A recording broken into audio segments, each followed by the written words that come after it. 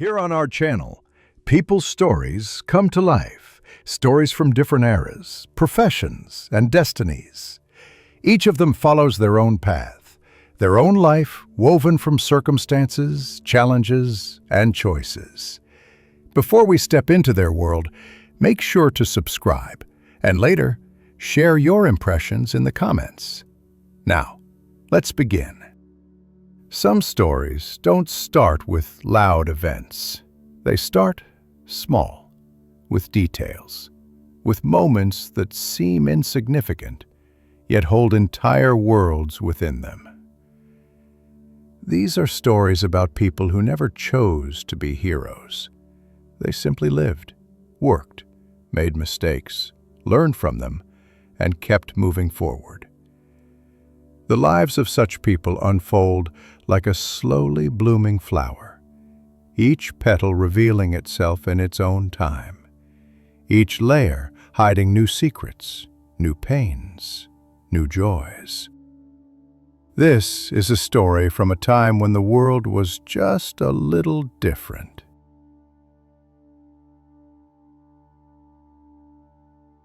The child woke before dawn, as children on felling farms must learn to do. Darkness still pressed against the cabin's oiled paper windows, and the air carried that particular cold that settles in Pennsylvania valleys during early spring, the kind that promises frost will bite the early plantings if a farmer misjudges by even a week. Small hands fumbled with rough-spun clothing in the dark. The floor was cold. Everything was cold, except the banked coals in the hearth, which the mother would coax back to life before the rest of the household stirred. But the child was already moving toward the door, toward the barn, toward the work that defined every hour of every day. The farm was small, 40 acres of stubborn earth that yielded only what it was forced to yield. The father had bought it with money borrowed from a merchant in Lancaster, and the debt hung over the household like smoke that never cleared. The child understood this without understanding it, knew that worry lived in the father's silence, in the mother's careful rationing of salt and sugar, in the way new shoes were discussed as distant possibilities rather than certainties. In the barn, the cows waited with patient resignation. Their breath made clouds in the dim light of a single lantern. The child had been milking since age 7, small fingers learning the rhythm that would become as natural as breathing, pull and release, pull and release. The milk hissed into the wooden bucket, and the cow's warmth was the only warmth to be found. The father appeared as the first bucket filled. He said nothing, only nodded, a gesture that meant the work was acceptable, which was the only praise the child would receive. The father was a man carved from the same unyielding clay as his fields, a German immigrant who had arrived in Pennsylvania with nothing and had managed, through decades of labor, to acquire very little more. He believed in work, in silence, in the notion that comfort made men weak. By the time the sun cleared the eastern hills, the child had milked 4 cows, mucked 2 stalls, and carried water from the spring. Breakfast was cornmeal mush with a trace of molasses. The mother ate standing, already moving toward the next task. There was always a next task. School happened in winter when the fields rested. A one-room building 3 miles distant where children of all ages sat on hard benches and learned their letters from a teacher who seemed permanently exhausted. The child was quick with numbers, slower with reading, and showed an odd fascination when the teacher once brought a broken pocket watch to demonstrate the mechanisms of time. How the tiny gears meshed. How force traveled through metal. How something invisible, the passage of hours, could be captured and displayed. But spring meant no school. Spring meant plowing behind the old horse, whose ribs showed more clearly each year. It meant planting, endless planting, corn and wheat and rye, each seed pressed into earth with hope that bordered on prayer. The father spoke sometimes during this work, rare words about crop rotation, about reading the soil's color, about the difference between land that would give and land that would only take. A traveling peddler came through one May afternoon, his wagon bright with tin pots and ribbons and mysterious bottles promising cures for ailments both known and imagined. The child watched from the fence line as the mother examined fabric she would not buy. But the peddler had something else, a small mechanical toy, a tin bird that hopped when wound. He demonstrated it for the children who gathered, and the child felt something shift inside.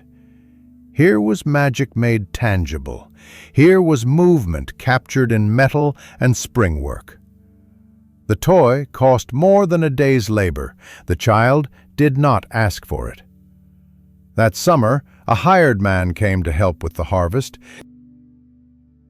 He was old, older than seemed possible for someone still working, with hands gnarled like oak roots and a wandering left eye that made him difficult to look at directly.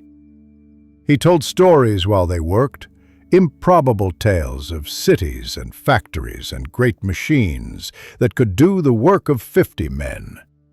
He spoke of an inventor he had once known, a man of genius who had built something remarkable and then vanished, leaving only questions and whispers. The child listened and said nothing. The father discouraged idle talk. But at night, lying on a straw mattress in the loft, the child wondered about machines that could multiply human effort, about inventors who disappeared, about a world larger and stranger than 40 acres of difficult soil. Years passed in the way they pass on farms, measured not by calendars, but by planting and harvest, by animals born and animals slaughtered, by debts reduced and debts renewed. The child grew taller, stronger, more capable. The father's back began to curve. The mother's hands became maps of work, every line a record of labor. By 16, the child could handle most farm tasks without supervision, could judge when wheat was ready for cutting by running a thumbnail across the kernel, could feel a cow's illness before visible symptoms appeared, could repair tack and sharpen blades and patch the barn roof when storms tore the shingles free. There was a kind of satisfaction in competence, in knowing that survival depended on skills earned through repetition and attention. But there was also a growing awareness of limitation. The farm would never be more than it was. The debt would never fully disappear. The distance between a tenant farmer's child and those who owned land, real land, hundreds of acres, that distance was measured in more than miles. The child watched wagons pass on the road beyond the fence. Some carried produce to market.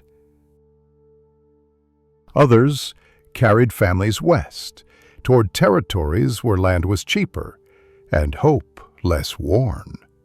And sometimes, rarely, a fine carriage would pass, painted black, drawn by matched horses, carrying people whose clothing held no trace of soil. Those people looked straight ahead, never turning to see the fields beside the road, never acknowledging those who worked them. A kind of caution formed in the child's understanding.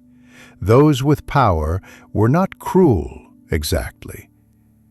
They were simply indifferent, which might be worse. They existed in a different world, one that overlapped this world only at points of transaction. They bought what farmers grew, but they did not see farmers as quite real. Yet there was also trust, the kind that forms in small communities where everyone depends on everyone else. When the father fell ill one autumn, a fever that left him weak for weeks, neighbors came without being asked. They brought food, they helped with harvest.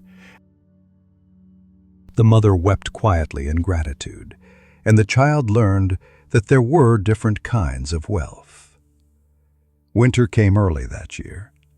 The child stood in the barn as the first snow fell, watching it accumulate on the fields. The old hired man had not returned for this season. Someone said he had died, though no one was certain. His stories about the vanished inventor lingered like smoke, insubstantial but persistent. The child did not know, could not know, that those stories would matter, that years from now they would return with the weight of revelation. For now, there was only the snow, the waiting animals, and the long, cold months ahead, when survival itself was the only ambition worth having. The child carried hay to the stalls, each forkful a small defiance against winter's hunger. The work was ordinary. The work was everything. And somewhere in the rhythm of it, in the daily repetition of necessary tasks, something was being built, not wealth or status, but a foundation of capability and endurance that would matter when the ordinary world cracked open to reveal the questions buried beneath it. The telegram arrived on a Tuesday, carried by a boy from town who accepted a cup of water and left quickly, as though death might be contagious. The father had gone to Lancaster to negotiate with the merchant about the loan. He had collapsed in the street, they said, a seizure of the heart. He was buried there, in ground that was not his own, before anyone from the farm could make the journey. The young farmer, no longer a child, now 19 and suddenly responsible for everything, stood in the cabin that felt smaller without the father's presence. The mother sat very still, hands folded in her lap. She had not cried where anyone could see. The younger siblings, 3 of them, watched with the blank faces of those too young to understand that their lives had just narrowed considerably. The merchant came himself, a week later. He was not unkind. He simply explained, with the patience of someone describing weather, that the loan was now due in full. The farm, such as it was, stood as collateral. There were options, of course. The young farmer could work the land as a tenant, paying rent instead of loan installments. Or the property could be sold, the debt cleared, the family dispersed to find work where they could. The young farmer looked at the merchant's clean hands and made calculations that had nothing to do with dignity. To lose the farm was to lose everything the father had died owing. To keep it meant decades more of the same struggle. But at least it would be their struggle. They kept the farm. Marriage came 2 years later, arranged with the practicality common to those who could not afford romance. The neighbor's daughter was 17, plain-faced and capable, with strong hands and no illusions about what farm life required. Her father offered a small dowry, 3 milk cows and a breeding sow, which mattered more than affection, though affection, surprising both of them, began to grow in the spaces between work.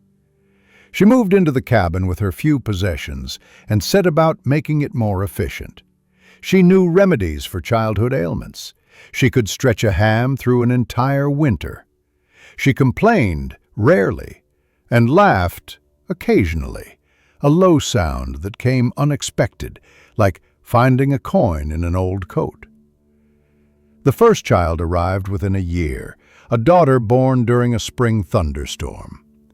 The young farmer held the infant with the same careful attention used when handling newborn livestock, necessary tenderness mixed with the practical knowledge that not all creatures survive their first season.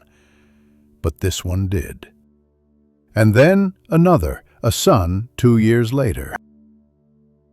The war came and went like a distant storm. Pennsylvania felt it less than some places, though the prices fluctuated wildly, and young men from neighboring farms departed in wagons decorated with flags. The young farmer was not called. Married men with children were needed to keep farms producing. Some said this quietly, as though survival were something to be ashamed of. But the young farmer felt no shame, only relief, mixed with guilt for feeling relieved. The fields gave and took according to their nature. Good years followed bad years, followed merely adequate years. The merchant died, and his son took over the loans, a younger man with spectacles and a precise way of writing figures in ledgers. The debt shrank slowly, so slowly that progress was nearly invisible, like watching crops grow. But there were small victories.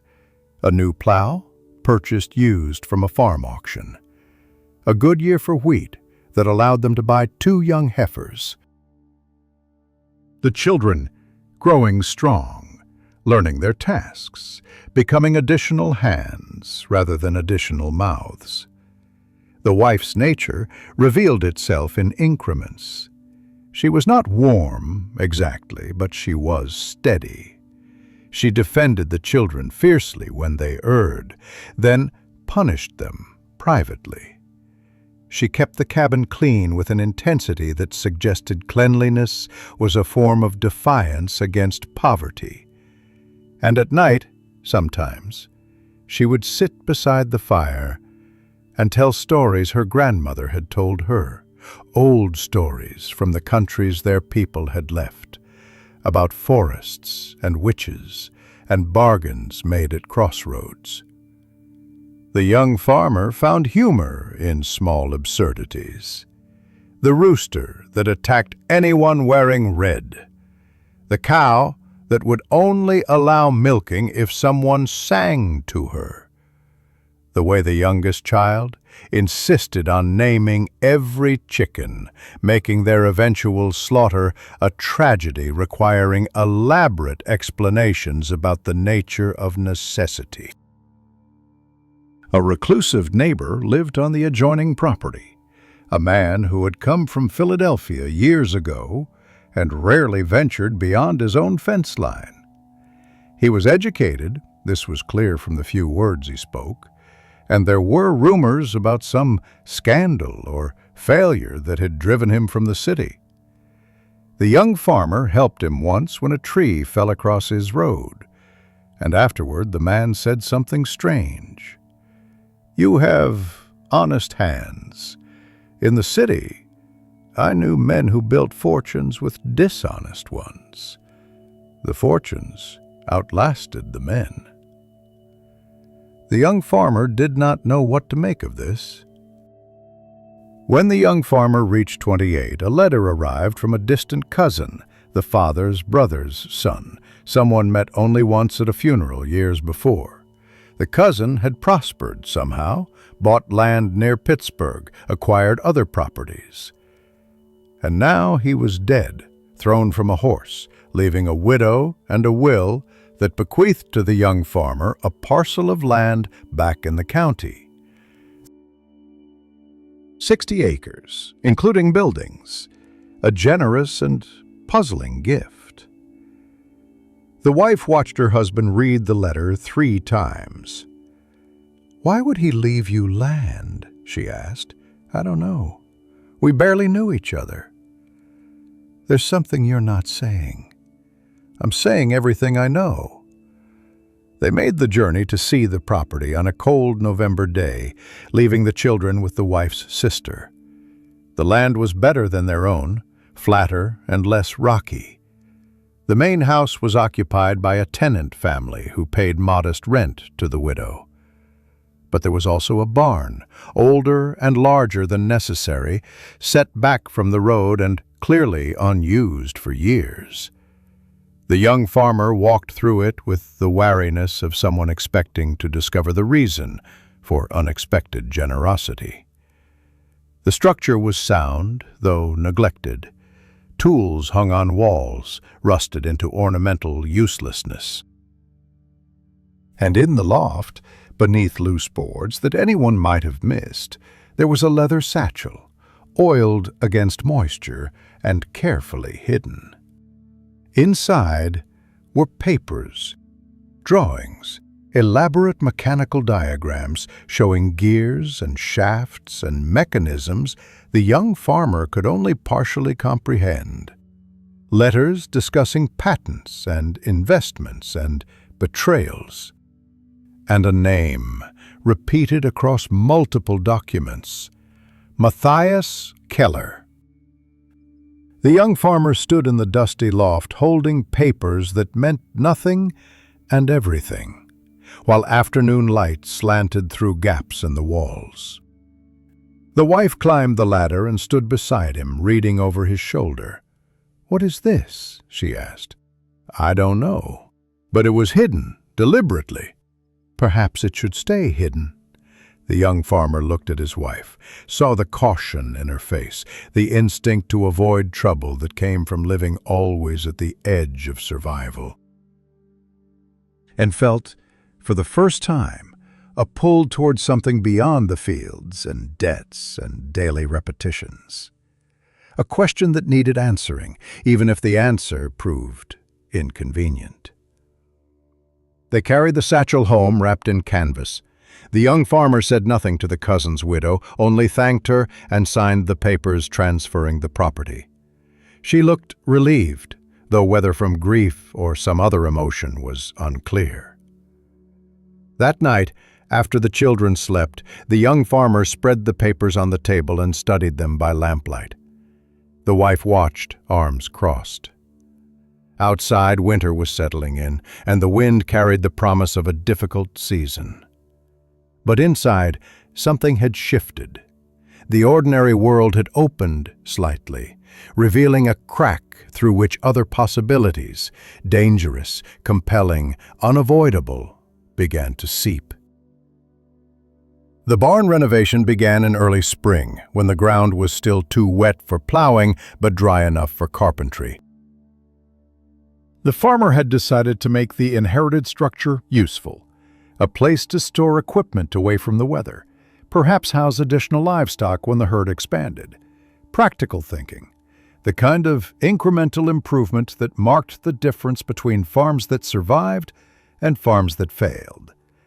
The eldest child came along, now 11, and curious about everything mechanical. Showed a strange aptitude for understanding how things fit together, how force transferred through levers and wheels. The child asked questions constantly, most of which the farmer could not answer, but appreciated nonetheless. There was something fine about a mind that wanted to know how the world worked rather than simply accepting it. They tore out the rotted sections of the loft floor first, replacing boards that had gone soft with age and moisture. The work was methodical. Remove the damaged wood, measure the gaps, cut new planks to fit. The kind of task that occupied the hands while leaving the mind free to wander. The farmer had thought about the hidden papers all winter, had examined them dozens of times, trying to extract meaning from the technical drawings and cryptic correspondence. The name Matthias Keller appeared repeatedly, always in contexts suggesting conflict, patents disputed, agreements broken, money owed or stolen, the language vague enough to avoid direct accusation while implying everything. One letter, dated nearly 20 years earlier, was more explicit. It mentioned the Pennsylvania theft and warned that powerful interests will not allow the design to surface. Another discussed investors who had withdrawn suddenly, leaving Keller unable to proceed with manufacturing. A third, written in a different hand, advised Keller to leave Philadelphia entirely, to disappear before those he had challenged could respond. The farmer did not understand the machinery described in the blueprints. Something to do with grain processing, perhaps milling, though the mechanisms seemed more complex than any mill operation. But what struck deepest was the tone of the letters. Here was a man, this Keller, who had built something valuable and watched others steal it from him, through means legal enough to escape prosecution, but corrupt enough to require silence. The eldest child's voice broke through the farmer's thoughts. "Father, there's something under here."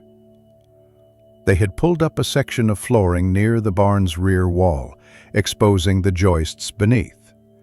The child was pointing to a gap between two beams, where something rectangular and deliberate had been wedged into the space. The farmer knelt and worked it free. A metal box, tin with rust at the corners, sealed with wax that had hardened and cracked over the years. Inside were more papers. These were different, personal letters, a daguerreotype of a serious-faced man with intelligent eyes, and a small journal filled with precise handwriting. The journal entries were fragmentary, written by someone under great strain. They spoke of betrayal by a business partner, of designs stolen and patented under another's name, of threats delivered by men in fine coats who suggested that pursuing justice would be unwise. The final entry, dated in 1848, was a single line. "They have left me no choice but to vanish." The farmer sat back on his heels, the journal open in his lap. The eldest child watched with the intensity children bring to mysteries, sensing this was important without understanding why. "Who was he?" the child asked. "A machinist, an inventor, maybe. Someone who made something valuable and paid for it." "Paid how?" The farmer looked at the daguerreotype again. Matthias Keller's face held no hint of the fear evident in the journal. This image captured him before the trouble, when he still believed that competence and honesty mattered more than connections and capital. "Sometimes the world punishes people for being right," the farmer said. They carried the box to the wagon. The farmer told the child to mention it to no one, not even the siblings, not yet. The child nodded with the seriousness of someone being trusted with adult concerns. That evening, after the family meal, the farmer showed the new discoveries to the wife. She read the journal entries slowly, lips moving slightly with the effort. Her face grew troubled. "This was in our barn," she said. "The barn your cousin left you. Did he know?" "He must have. Why else hide it there?" "And why leave it to you? Why not destroy it?" The farmer had wondered this as well. The cousin, a man barely known, had chosen to pass this burden along rather than eliminate it. Perhaps conscience had prevented destruction, or perhaps fear. Fear that someone, someday, would need to know what had happened to Matthias Keller. The next Sunday, the farmer made the journey to the county seat.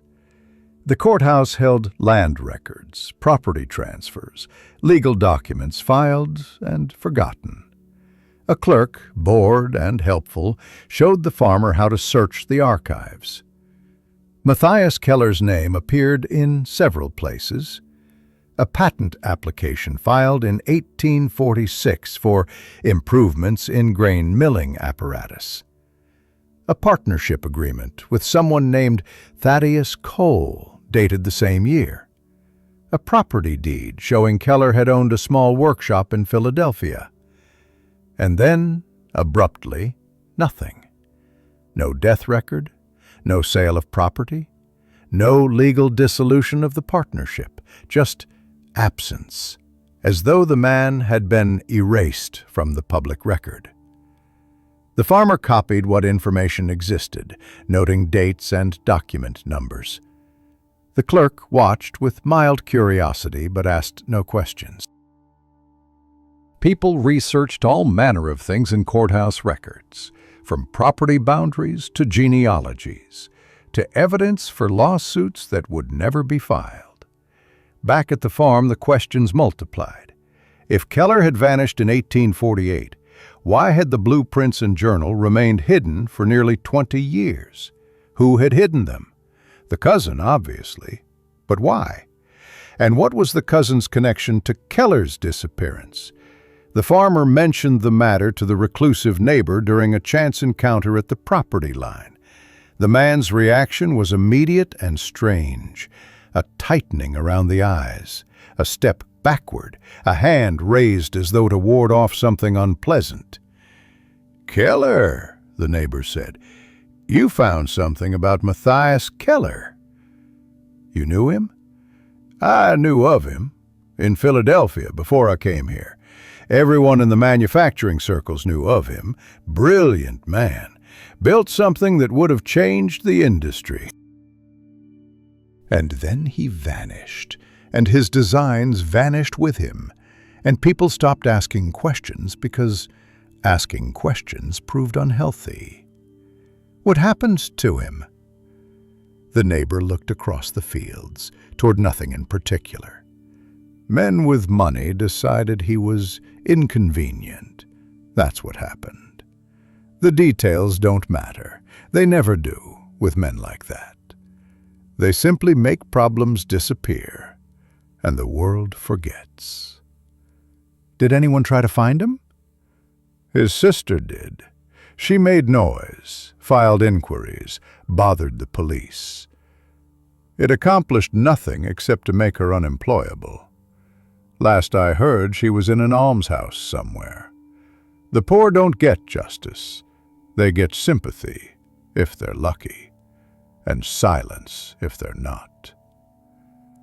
The farmer thanked him and walked home slowly, thinking about men in fine coats and problems that disappeared.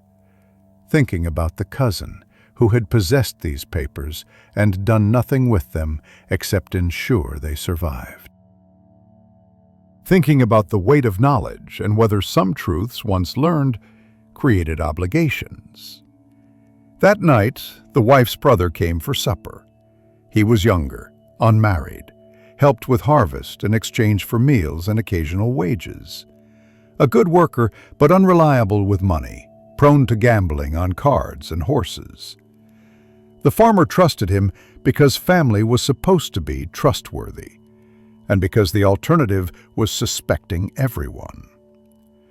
The brother-in-law noticed the papers spread on the table, asked casual questions, showed perhaps too much interest in the technical drawings. The farmer answered vaguely, uncomfortable without knowing why.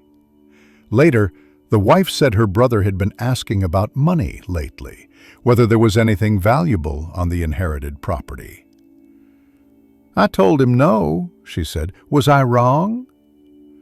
The farmer thought about Matthias Keller, who had trusted his partner and lost everything. "You weren't wrong. But from now on, we keep this quiet." 3 days later, the farmer found signs that someone had been in the barn at night. Nothing taken, nothing obviously disturbed, but small things out of place. A door left slightly ajar. Boot prints in the dust that were not his own. He stood in the quiet building, surrounded by tools and shadows, and understood that the past was not safely buried. That 20 years meant nothing to those with reasons to keep secrets. That somewhere, someone still cared very much about what had happened to Matthias Keller and his revolutionary designs. The question was whether the farmer cared enough to risk finding out why. The farm demanded attention regardless of mysteries. Spring planting consumed weeks, each day a repetition of the one before. Harness the horses, guide the plow through resistant earth, broadcast seed with the practiced motion that ensured even distribution. The farmer's body performed these tasks while the mind circled endlessly around questions that had no immediate answers. The wife noticed the distraction, said nothing directly, but her silences carried weight. At night, after the children slept, she would sit mending clothes with precise, angry stitches that suggested opinions withheld only through effort. The farmer understood. Here was food to be put on the table, debts to be paid, a future to be secured through work alone, and instead attention drifted toward a dead man's grievances. Yet the questions would not quiet themselves. The local blacksmith came to repair a broken harrow blade. A man named Brenner, who had worked metal for 40 years and knew machinery the way preachers knew scripture. The farmer, testing the waters, showed him one of the less complex blueprints, asked what he saw. Brenner studied it for a long time, thick fingers tracing the lines. Advanced milling equipment, maybe more. See these gears here? That's not just grinding grain. That's separating, sorting, doing 3 operations where most mills do 1.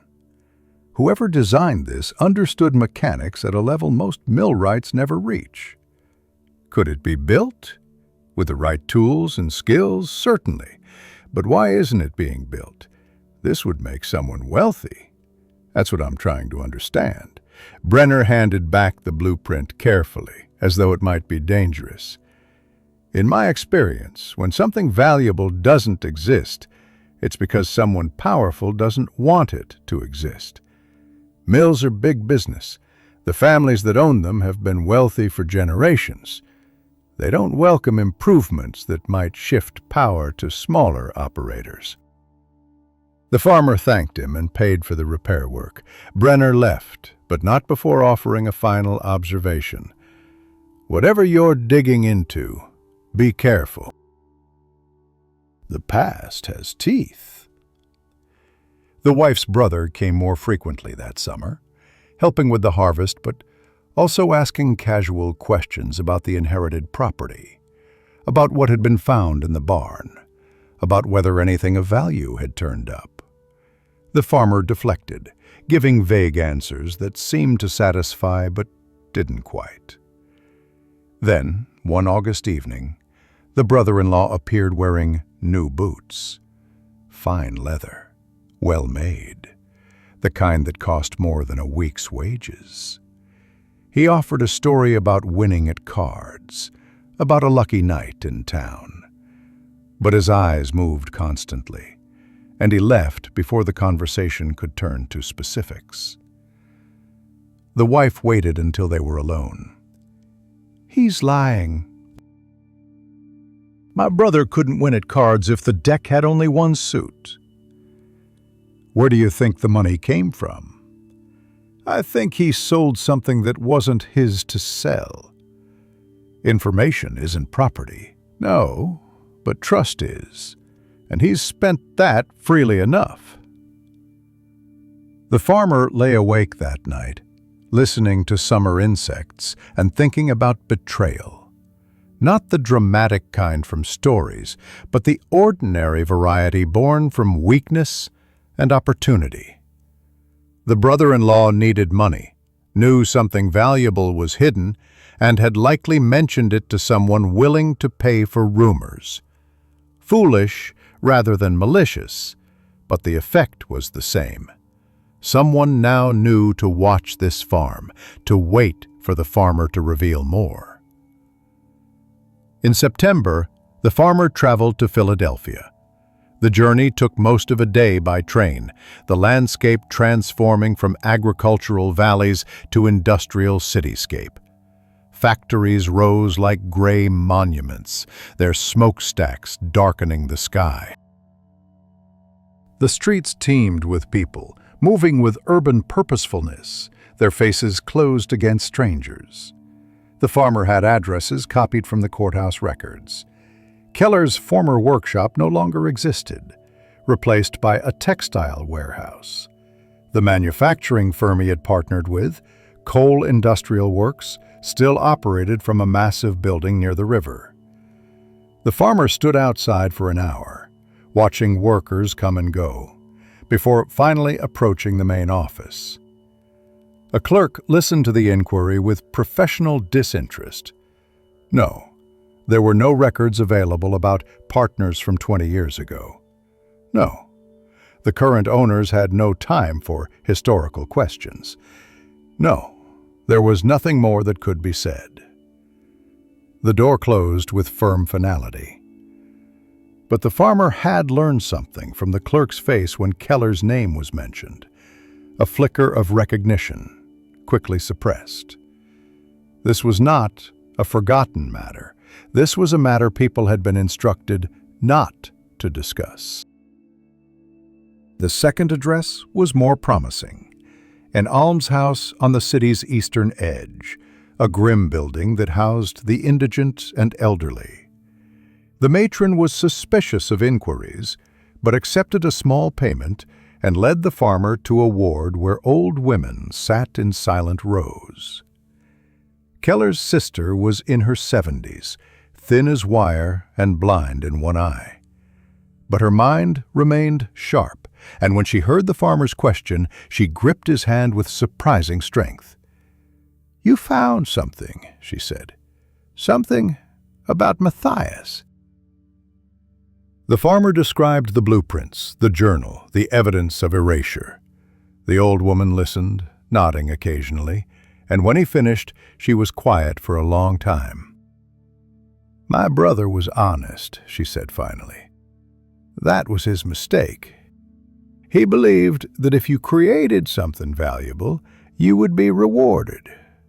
He didn't understand that value makes you dangerous to those who profit from the old ways. Thaddeus Cole was his partner." They were building the machine together, using Cole's capital and Matthias's designs. Then Cole claimed the work as his own, filed patents with altered drawings, and when Matthias objected, men came to his workshop at night. What men? The kind that wealthy people hire when they need someone frightened into silence.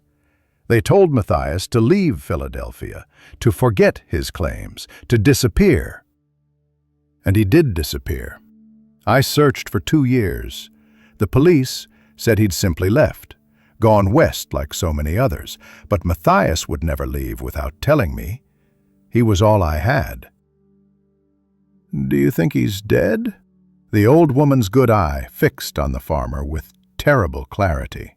I stopped thinking and started knowing when they put me in here for asking too many questions. Yes, he's dead. They killed him and hid the body somewhere it would never be found.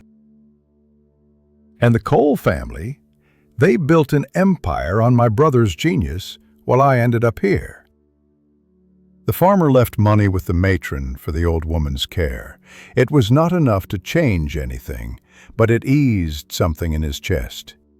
On the train home, he watched the countryside reappear and thought about the casual cruelty of power, about how easily a life could be erased, about the distance between justice and the law. When he arrived home after dark, the wife met him at the door with news delivered in a flat voice. Someone had been in the barn again. This time they had left something, a note pinned to the workbench with a nail. 5 words in careful script. "Leave the past, buried, safe." The farmer stood in the barn with a lantern, reading the note multiple times. Not a death threat exactly, more a warning from someone who preferred intimidation to violence, but was willing to escalate if necessary. Someone watching. Someone waiting. The reclusive neighbor appeared at the fence line the next morning, as though summoned by trouble. The farmer walked over, and the neighbor spoke without preamble. "I saw something the night Keller disappeared. I was younger then, working late in Cole's factory. I saw Matthias arrive for a meeting. I saw 3 men follow him when he left. And the next morning I saw Cole and those same 3 men. And Cole was paying them, and they were laughing about something. Why didn't you say anything? I was nobody. Cole was everything. Who would believe me? And I valued my life more than a stranger's justice. So I stayed quiet, and it ate at me. And eventually I left the city and came here where I wouldn't have to see Cole's factories anymore. But the quiet didn't help. Guilt is patient. The farmer thanked him, understanding that the man had carried this weight for decades and that speaking it aloud was a kind of relief, even if it changed nothing. That evening, the family gathered for supper. The children were loud with childhood concerns. The wife served food with mechanical efficiency. The brother-in-law was notably absent, and the farmer sat at the table, aware that the path ahead had narrowed to 2 choices: abandon the investigation and accept that some injustices were too old and too powerful to address, or continue forward, knowing that each step brought risk not just to himself, but to everyone under this roof. The meal ended. The children scattered to their evening tasks. The wife began cleaning dishes, and without looking at the farmer, she spoke in a low voice that carried clearly in the quiet room. Whatever you decide, I'm with you. But know that I'm afraid. The farmer touched her shoulder briefly, a gesture that held gratitude and apology and determination.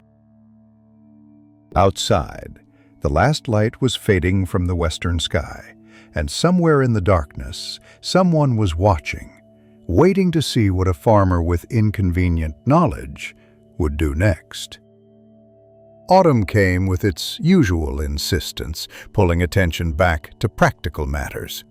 Harvesting consumed October, the work made harder by rain that arrived at inconvenient intervals. Corn had to be gathered before frost, wheat threshed and stored, the vegetable garden cleared and prepared for winter dormancy. The farmer worked alongside hired hands, the rhythms so familiar they required no conscious thought, leaving the mind free to circle its preoccupations. The investigation had stalled but not stopped. The farmer had written to Keller's sister twice more, gathering details about her brother's life before the disappearance. Matthias had been methodical, she wrote, the kind of man who documented everything. If he had hidden the blueprints, he would have hidden something else, evidence perhaps, or testimony prepared against the day when justice might be possible. But where? The cousin's barn had yielded its secrets. The workshop in Philadelphia was long gone, and the farmer lacked both resources and connections to search more broadly. The answer arrived unexpectedly, delivered by necessity rather than design. The cousin's widow wrote asking for assistance settling the estate. There were papers to be signed, property to be formally transferred, and a few remaining items to be cleared from the main house. The farmer made the journey on a gray November morning, the wife accompanying him this time. The widow had aged noticeably since their last meeting, grief having carved new lines in her face. She offered coffee and small talk before leading them to a storage room, where boxes of papers waited. Legal documents mostly, but also personal correspondence. The farmer asked, carefully, whether her late husband had ever mentioned Matthias Keller. The widow's hands stilled on the box she was opening. You found the blueprints? Yes, and we're trying to understand why your husband kept them. She sat down heavily, as though the weight of the question exceeded her capacity to remain standing. My husband was Thaddeus Cole's nephew. That connection secured him work in the city, a good position managing one of the warehouses. He was there the night Matthias Keller came to the factory for what he thought would be a negotiation about the patents. The farmer felt the wife's hand find his, a brief pressure of support or warning. "He saw what happened?" the farmer asked. "He saw the men Cole hired? He saw them follow Keller when he left?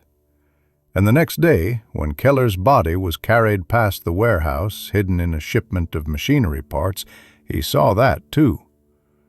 Cole had men who knew how to make problems disappear into the river or the earth." My husband never knew which. He only knew that he'd witnessed murder and said nothing because Cole was family, and family protected family, even when family was monstrous. The room was very quiet. Outside, wind moved through bare branches with a sound like whispered accusations. "Why keep the blueprints?" the wife asked. "Conscience, I suppose, or insurance." He took them from Cole's office weeks after Keller's death, when Cole was disposing of evidence.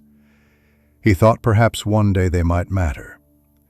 Or perhaps he simply wanted to preserve some piece of the man his uncle had killed.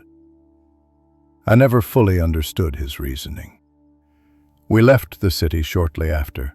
He couldn't work for Cole anymore, not knowing what he knew. But we couldn't report it either. Cole had judges and police in his pay. We would have been the ones arrested, not him. She stood and retrieved a smaller box from a shelf. "These are my husband's private journals. The relevant passages are marked." I've been waiting for someone to ask the right questions. I'm glad it was someone decent.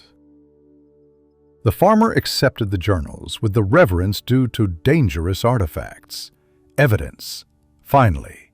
Not just blueprints and speculation, but eyewitness testimony, however indirect, of what had happened to Matthias Keller. They left with the journals wrapped in oilcloth, the widow's final words following them. "Be careful. The Cole family is still powerful. Money doesn't age the way people do." At home, the farmer read the journals by lamplight while the family slept.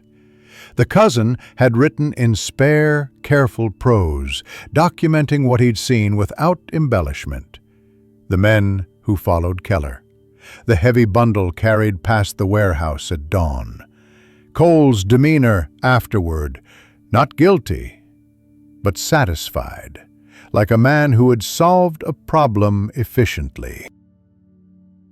And later entries describing the cousin's growing disgust with himself, with his silence, with a compromise that allowed prosperity at the cost of integrity. The final entry, written months before his death, was brief. "I have left the blueprints and these journals where they will eventually surface. I lack the courage to seek justice myself, but perhaps I can enable it for someone braver."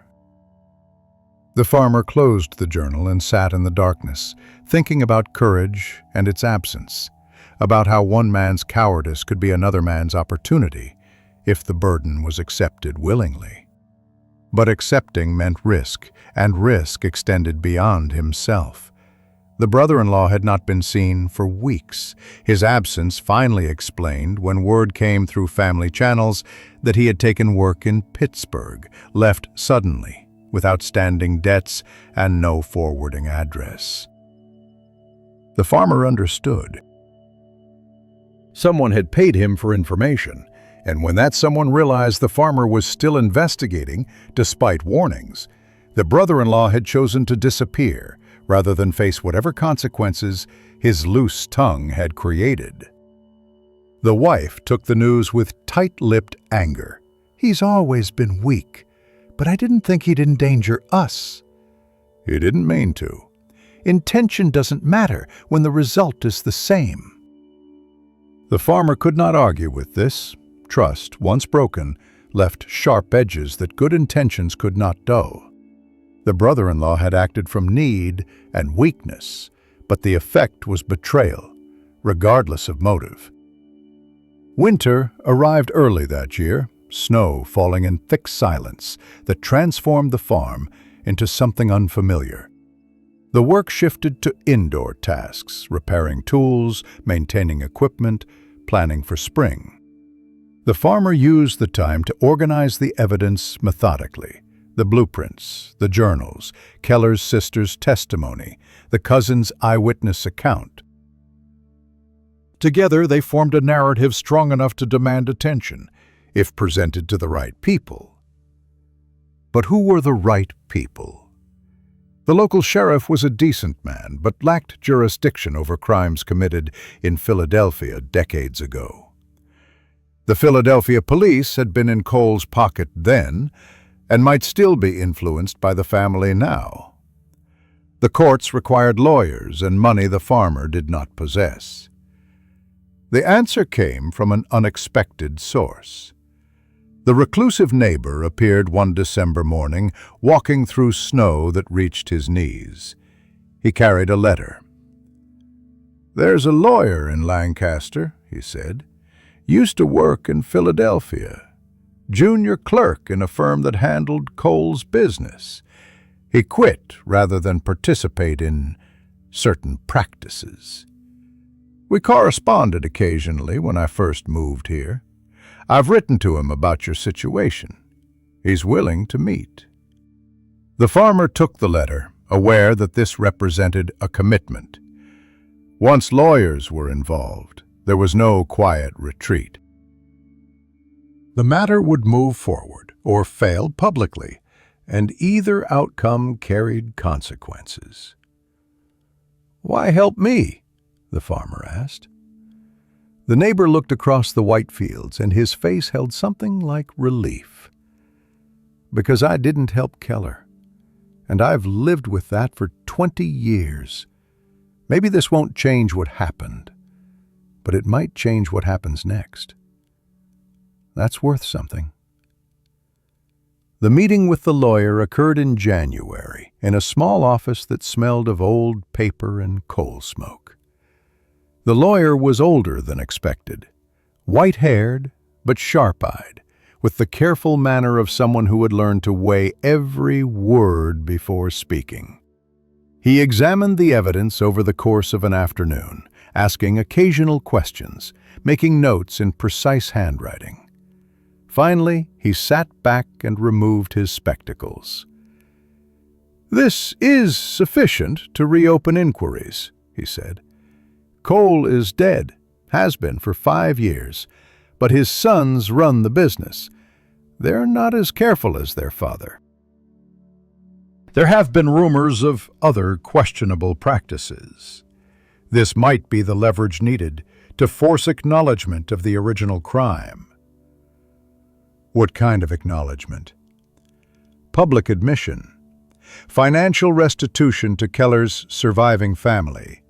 His name cleared in the records. It won't bring him back, but it will establish that he was right and they were wrong.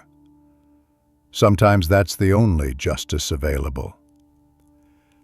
The farmer thought about the old woman in the almshouse, about whether this kind of justice would matter to her, decided that it would, that being right officially, after decades of being dismissed, carried value beyond the practical.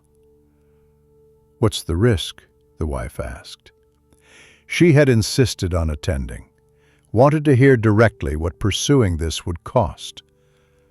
The lawyer did not soften his answer. "Harassment, certainly. Possibly legal threats meant to drain your resources. The Cole family prefers to intimidate rather than engage directly, but they have means you don't. You'll need to decide if the truth is worth that burden." They walked home through cold that bit exposed skin, neither speaking until the farm came into view.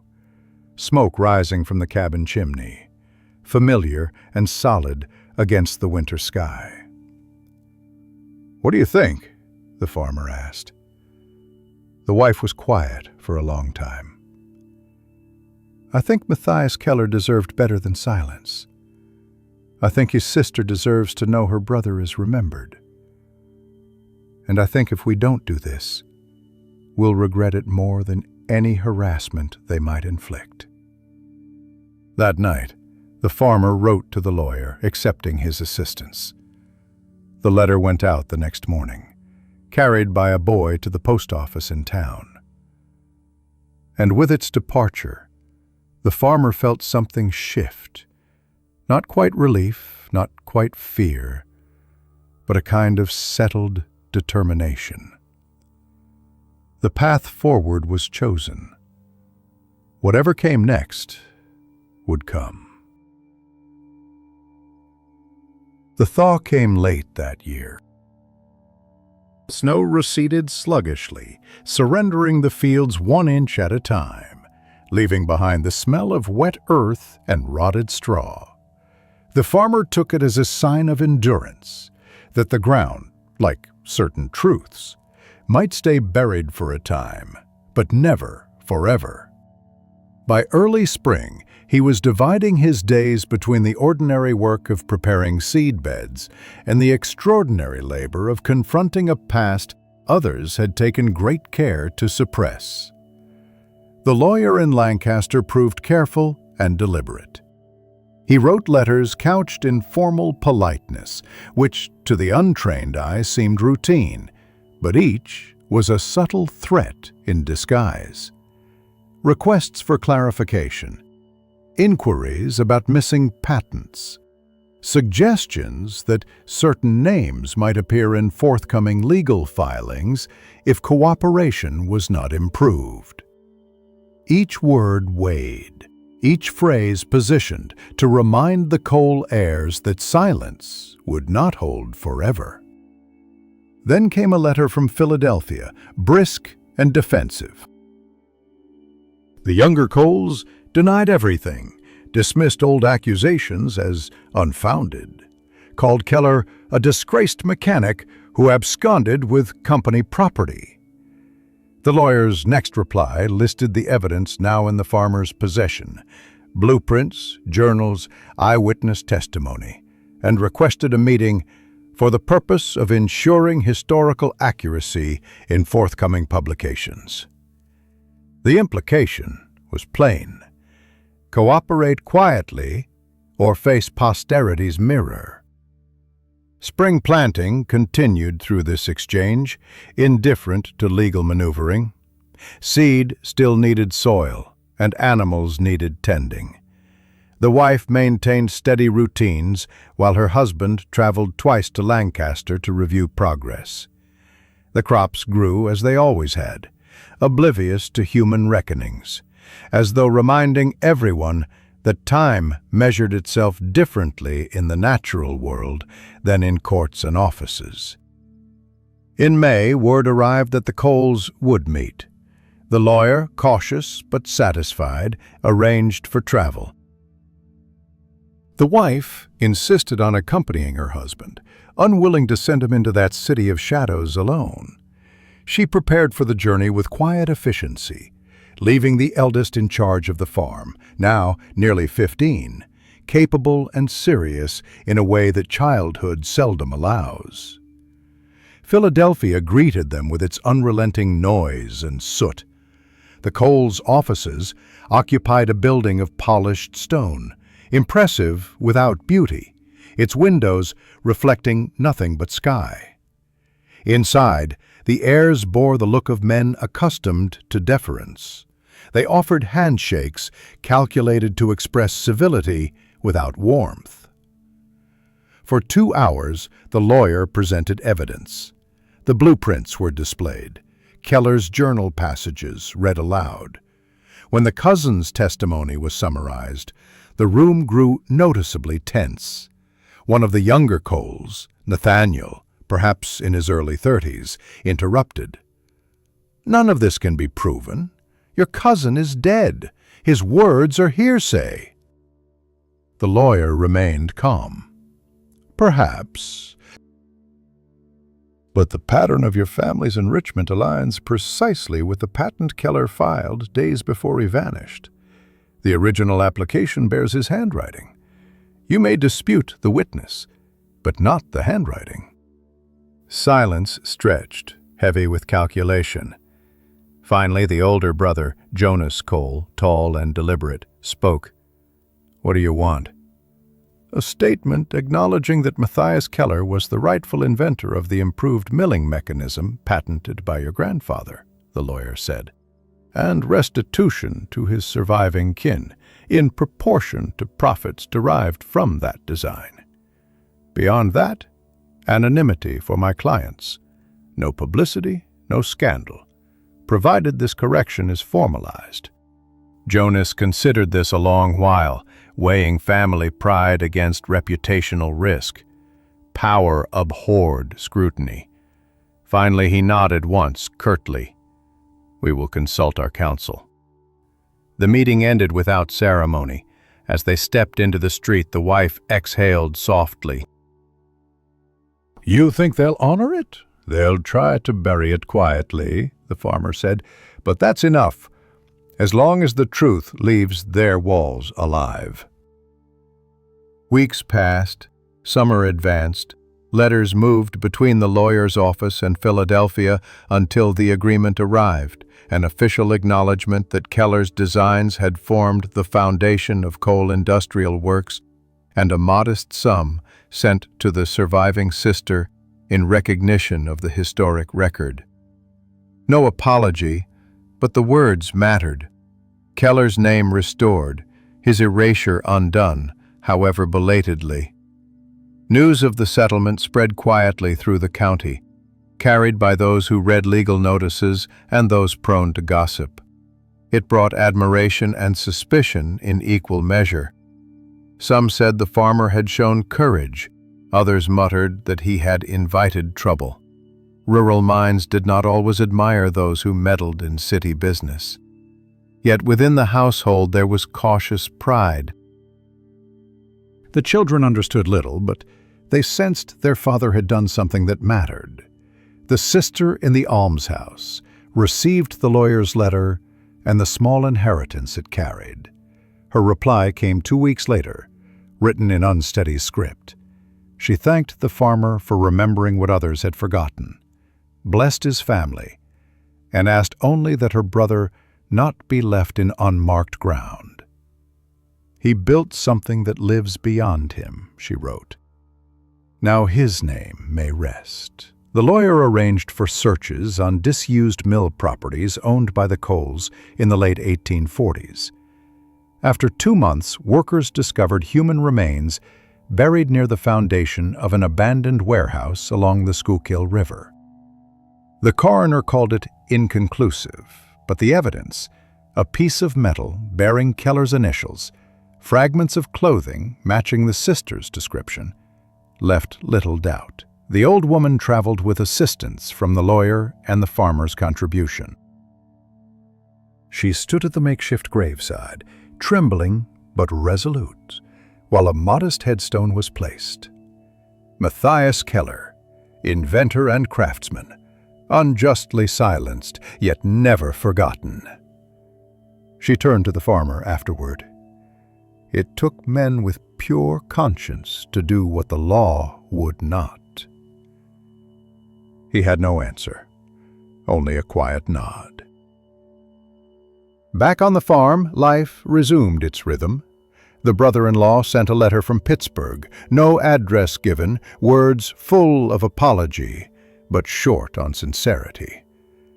"I didn't know what I was doing," he wrote. "They said it was just a story." The wife read it once, folded it neatly, and placed it in the stove fire. Some debts could not be paid in words. The summer's corn grew tall, yet there was an undercurrent of unease, the sense that although justice had been served, power seldom accepted erosion quietly. The farmer noticed men he did not recognize at the edge of town, lingering near the feed store. He heard muffled warnings from neighbors who had overheard conversations about troublemakers who didn't know when to leave sleeping dogs alone. Still, no one approached directly. It seemed the Coles would punish him only through whispers, letting time thin the memory of defiance. By autumn, the matter felt almost complete. The lawyer's letters ceased. The wheat harvest proved strong. The family's position modestly improved by a settlement share discreetly offered for the farmer's role. Yet the household's peace had changed texture. The wife smiled more easily, but her eyes searched the horizon often. The eldest child, inspired by the machinery in Keller's blueprints, built small inventions, wooden pulleys, hand-cranked contraptions, using scrap iron and barn tools. It made the father proud in ways difficult to articulate. Perhaps that was Keller's true vindication, curiosity surviving repression. The reclusive neighbor died in late September. Pneumonia took him quickly. Among his effects was a sealed packet addressed to the farmer. Inside, a brief letter confessed to having witnessed the men disposing of Keller's body and included a sketch of the scene drawn from memory. "I could not tell this while alive," it read. "May this final account complete what I began in cowardice." The farmer placed the letter with the others, not in grief, but in gratitude for a circle finally closed. On the day after the burial, the farmer went to the barn. Dust motes turned lazily in shafts of morning light. The place no longer held menace. It felt instead like a space of remembrance. At the rear wall still hung Keller's blueprints, carefully preserved, corners weighted against curling. He stood before them for some time, tracing the printed lines with calloused fingers. The imagined machine, so far beyond his understanding years ago, now appeared almost decipherable. Its gears and belts formed a kind of music, a hymn to labor and persistence. That evening, as wind moved through yellow fields, the farmer sat outside with his wife. The day held the faint sweetness of applewood smoke and cool air. She asked quietly, "Do you think the truth is enough?" He thought about all that had been lost, and how the weight of deceit still echoed in quieter forms that no chord could remedy. "It's never enough," he said, "but it's better than lies." They sat together, watching the light fade. From the barn came the faint clank of metal, perhaps the eldest child tinkering with some new contraption. The farmer smiled and rose to close the barn doors for the night, content in a way that did not exclude sorrow. Keller's machine had never turned, but somehow it had set the world around this small farm in motion, carrying justice a few slow inches forward through time. By the time winter settled again, the farm had grown quieter. The work still filled every day, but the work had changed its meaning. It was no longer simply a means of survival, but something steadier, a rhythm that soothed after too much disruption. The snow lay heavy along the fence lines, and the fields rested under the same stillness that came after confession. The long business of Matthias Keller's justice was finished, at least in the eyes of those who would ever record such things. What lingered were the smaller consequences, the kind that did not appear in ledgers or newspaper notices. The wife seemed both lighter and older, as though the effort of standing close to danger had left her diminished but free. The children sensed something deep had shifted, though they could not name it. They worked diligently and spoke of the story in fragments. asking whether the man from Philadelphia had truly been found, whether those others had been punished. The farmer answered truthfully. Keller had found peace, and the powerful had been forced to look upon themselves in daylight. That, sometimes, was all the punishment the world offered. The eldest child, growing taller each month, had gone to apprentice under a machinist in Lancaster. The boy showed early talent with tools, shaping metal as his father once shaped soil. He sent letters describing the precision of lathes, the smell of oil and flame-polished steel, the beauty of symmetry when work was done well. His words carried pride, but also responsibility. He was learning how to create rather than merely endure. The farmhouse itself reflected change. New boards patched old gaps, and the roof, replaced that summer, no longer leaked. A good harvest had allowed for modest comfort, a heavy winter coat for the wife, a small iron stove for the kitchen, a new mule bought cheap at auction. Life, for the first time in years, had substance without fear. The farmer spent evenings repairing harnesses, thinking that perhaps he might one day rest without feeling that rest itself was neglect. Then, one day, near the end of January, a rider arrived carrying a parcel. No return address, only the red wax seal of a Philadelphia newspaper. Inside was a thin pamphlet, an article reprinted from the city press, written by a young journalist chronicling industrial crimes and the debts of progress. The name Keller appeared throughout, tied to words like vindication, restoration, invention. Near the end, the journalist had written something that caught the farmer's breath. Without one rural family's persistence, the records of this injustice might never have been resurrected. The conscience of the countryside has reminded our new age of iron that truth is not rusted by time. The farmer folded the article carefully and placed it beside the family Bible. He read it aloud after supper. The wife listened without comment. The eldest daughter smiled faintly and asked, "Then people will remember him, Keller?" "Yes," the farmer said. "Him and what he made possible." As the snow melted, spring began again in its quiet, dependable way. The farmer felt older, not in years, but in weight. The lawsuit's echoes had faded, leaving emptiness in their place, but something endured. He began receiving occasional letters from townspeople, a mill owner asking if he still possessed copies of Keller's mechanisms, a teacher requesting permission to show the blueprints to her pupils as examples of ingenuity. The farmer refused the first and granted the second. Practical greed, he thought, was what began all this. Curiosity, however, was worth nurturing. In March, Keller's sister died. The letter came from the almshouse, short and formal, containing a single folded page written before her passing. "To the man who carried my brother's work home, thank you. He was not forgotten, and neither shall you be. May your children find gentler times." The funeral was modest, her belongings few enough to fit inside a single wooden chest.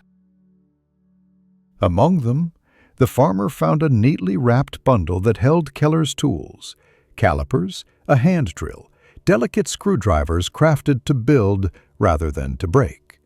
He carried them home in silence.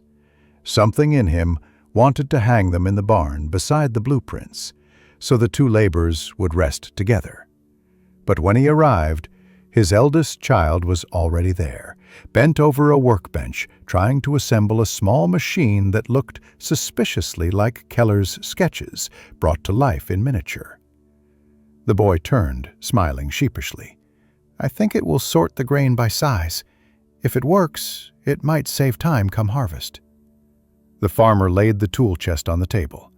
"Then use these," he said quietly. They've waited long enough." He stood watching as the boy handled the tools reverently. For the first time, the farmer understood that the cycle of effort had meaning greater than survival.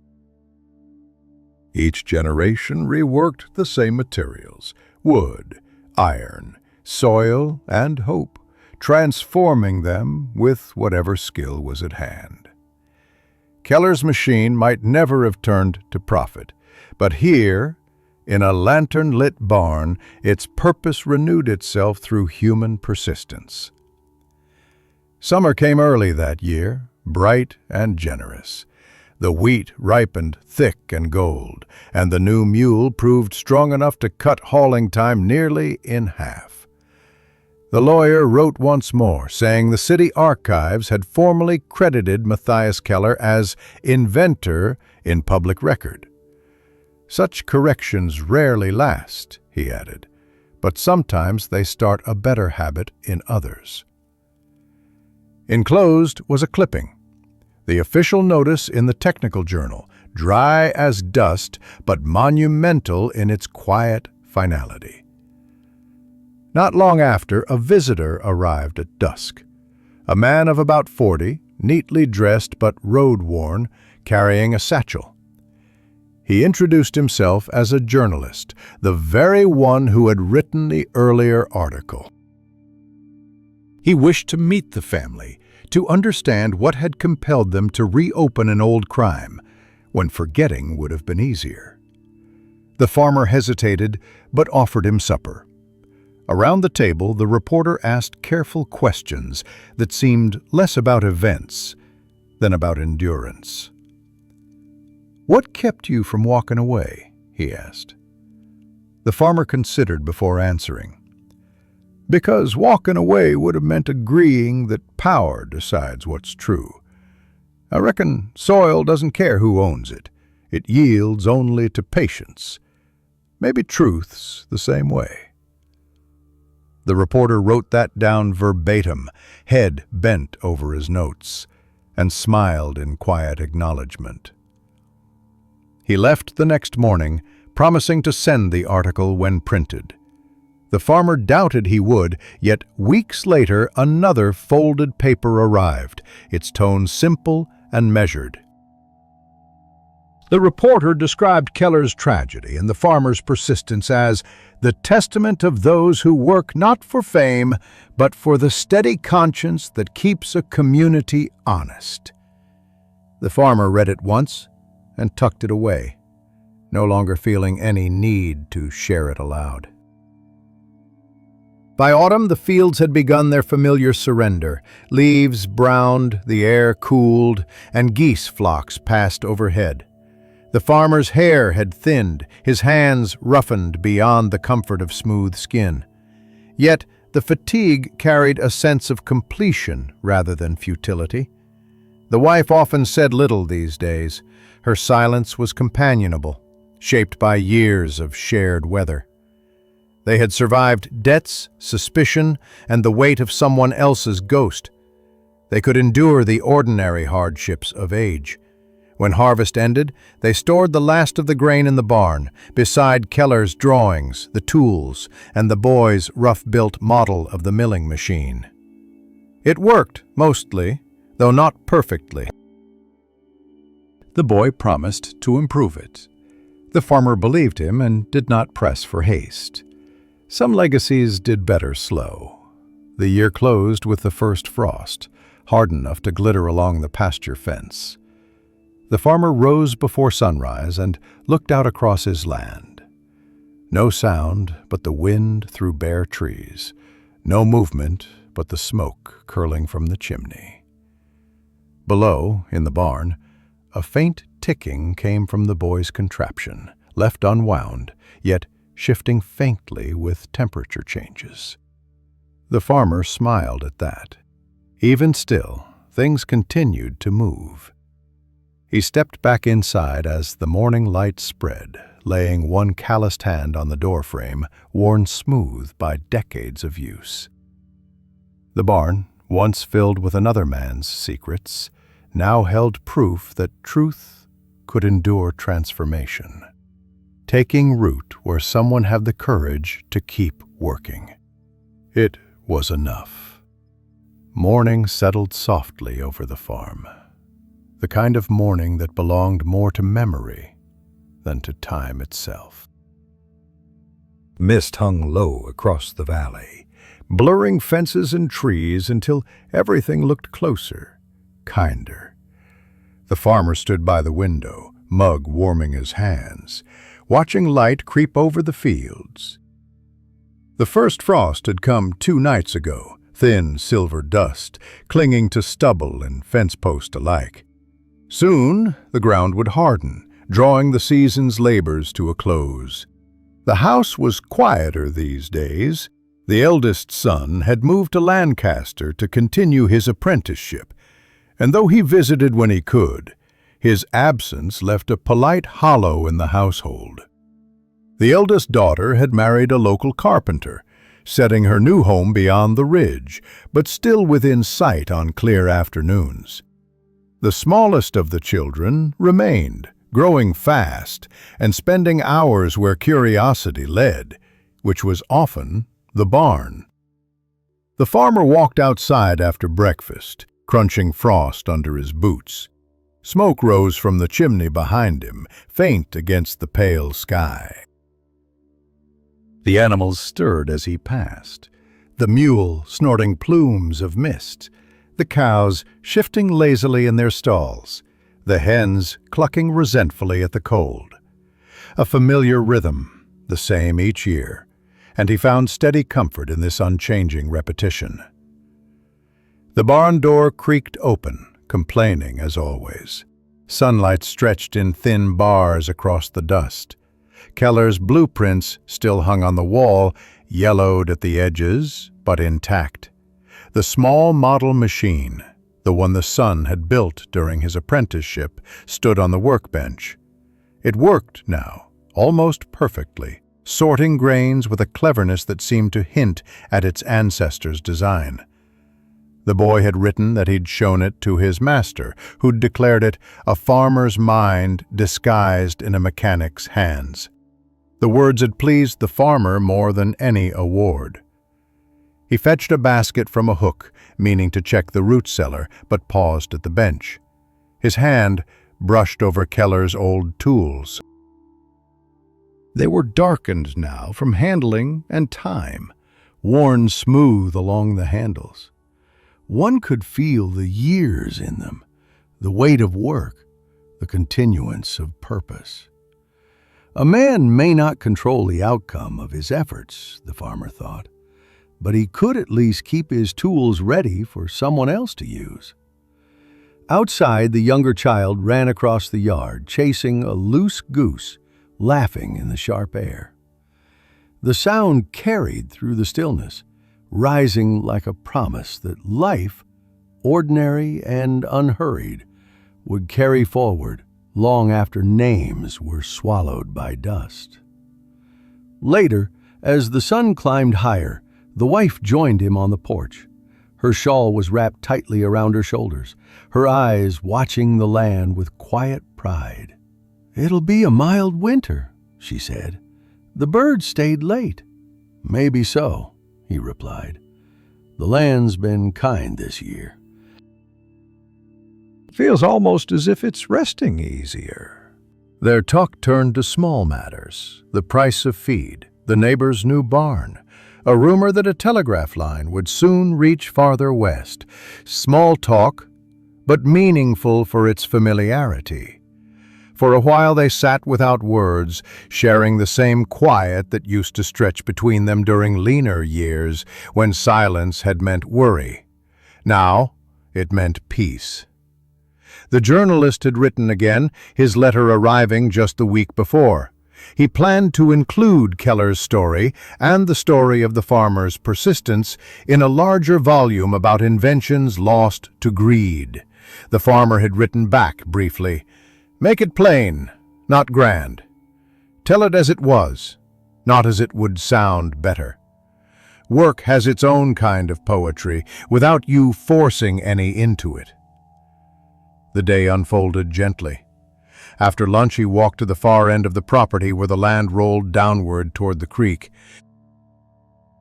The wheat field stretched before him, harvested weeks ago, but somehow still alive in its emptiness. Stalks broken and dry underfoot, yet the soil beneath rich and breathing. It had been Keller's machine that taught him to notice such details, to see value where others saw exhaustion. Improvement wasn't always progress. Sometimes it was simply learning how to leave the ground better than one found it.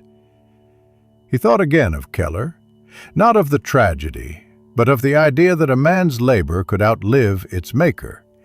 The blueprints, the tools, the boy's machine, all were living proof that time's erasure could be kept at bay through action. What mattered most was not uncovering wrongs, but preserving meaning. For years he had worked to expose a theft. Now he saw that what endured wasn't the conflict, but the creation itself. Evening came sooner than expected, as it always did in late autumn. The farmer returned to the house as the first chill settled. The wife had lit the lamps, and the windows glowed faintly against the darkening. Inside, stew simmered on the stove, its aroma wrapped in layers of thyme and smoke. The younger child sat by the hearth, carving figures from spare wood, perhaps a shepherd, perhaps another farmer.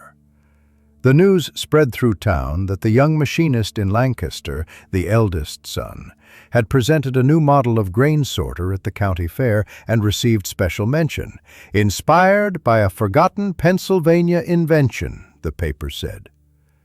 The father read it twice, unable to resist smiling. The machine might never turn great fortunes, but perhaps it would turn the slow wheel of acknowledgement one more notch toward fairness. That night, as wind moved around the corners of the farmhouse, the farmer went back outside alone. Stars were bright, early frost beginning to glint on the fields. He walked the fence line slowly, tracing the boundary of everything his life had built: land, family, memory. The barn loomed faintly against the horizon, solid, calm, no longer a place of secrets, but one of craft and continuity. Reaching the far edge of the field, he stopped and looked back toward the lighted house. All that he had feared losing stood secure within its walls. For the first time in years, the burden of Keller's story felt less like weight and more like inheritance. A line of purpose running through men who worked with their hands and tried, each in his own way, to make something honest endure. He lingered there until the cold deepened, listening to the faint rustle of night animals hidden in hedges and the slow breathing of the wind. Then he turned for home. The frost hardened beneath his steps, marking footprints that would vanish by morning. But the field seemed alive again, waiting, patient. Back inside, he joined his wife near the fire. They sat in companionable silence. Outside, the night pressed close against the windows, steady and kind. In the distance, an owl called once, then again. Before bed, he paused to add a small note to the journal he kept these past few seasons. Not about Keller, or justice, or loss, but about the weather, the sound of the creek, and how the fields looked beneath early frost. Simple things, quietly recorded so the land's memory might last where his voice eventually would not. He closed the book and placed it on the shelf beside Keller's tools. The lamp guttered low. Outside, the frost thickened. Inside, the house held steady warmth. And in the barn beyond, where blueprints turned yellow and dreams persisted in wood and iron, the air carried no weight of sorrow anymore. Only the faint hum of settling beams, the whisper of grain in a barrel, and the slow, nearly inaudible rhythm of something finished, yet unending. The long field, breathing under the stars.